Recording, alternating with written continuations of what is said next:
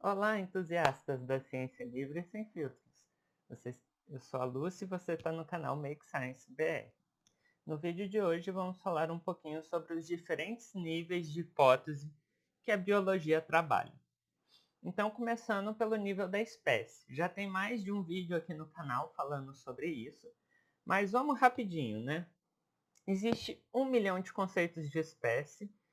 O mais famoso atualmente é o proposto pelo De Queiroz, que ele fala que existe só uma definição de espécie, que é um conjunto de indivíduos evoluindo independentemente, e todos aqueles outros conceitos de espécie, tipo barreira sexual, morfologia, genótipo, são características que vão se somando até que elas sejam consideradas duas espécies diferentes. Só que isso é meio equivocado, porque a gente tem que trabalhar dentro do requerimento da evidência total. Então, para determinar uma espécie, a gente precisa trabalhar com o maior número de técnicas possível para que a gente tente preencher o requerimento da evidência total. Então, essa árvore aqui é uma modificação da árvore do Willy Henning, que propôs, né, essa parte da sistemática filogenética. E a gente consegue ver aqui esses círculos, essas palavrinhas, são os diferentes níveis de hipótese. O primeiro nível de hipótese é a hipótese perceptual, que é quando a gente estuda o semaforonte, não o indivíduo. Tem vídeo aqui no canal para entender a diferença. Então, a hipótese perceptual, ela quer responder por que eu tenho essas percepções sensoriais. Então, você descreve, você vê uma característica do organismo e descreve ela.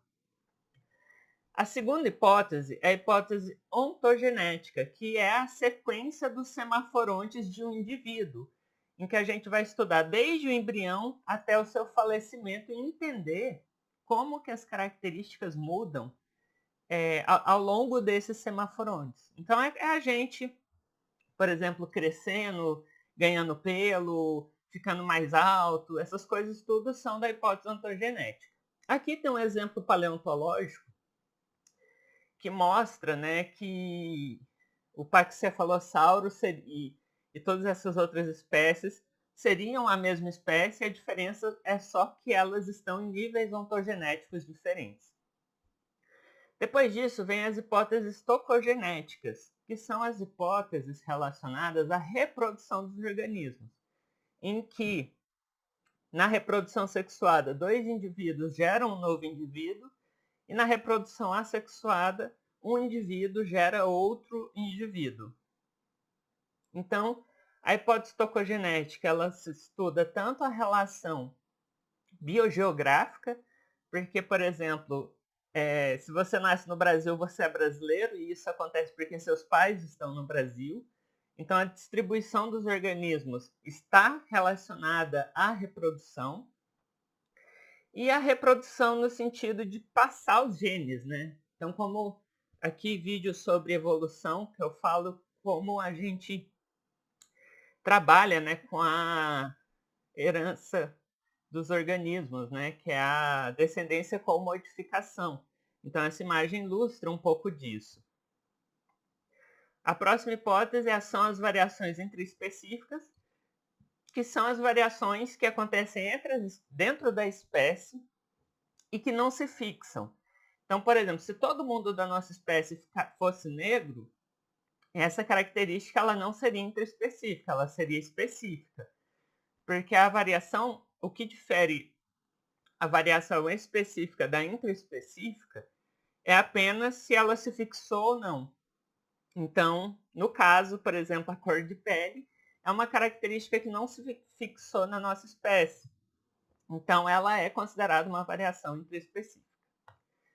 A variação específica tem vídeo no canal sobre espécies, mas basicamente ela vai explicar as diferenças que se fixaram nas espécies. Então, por exemplo, o urso marrom, ele é marrom e o urso polar ele é branco, por exemplo. Essa diferença na pelagem se fixou em todos os indivíduos da população. Então, a gente propõe uma hipótese de espécie para explicar essa característica. E, por fim, A gente tem as hipóteses supraespecíficas, que também são conhecidas como hipóteses filogenéticas, que vão explicar as características compartilhadas entre espécies diferentes. Então, por exemplo, os crocodilianos e as aves, que são arcossauros, elas compartilham, por exemplo, um coração tetracavitário, que é o coração com 4 cavidades, e outras características mais. Então, basicamente, hipóteses superespecíficas são características que se fixaram em espécies diferentes. E é isso, pessoal. Era isso que eu queria apresentar para vocês. Espero que tenham gostado. Um grande beijo. Tchau, tchau.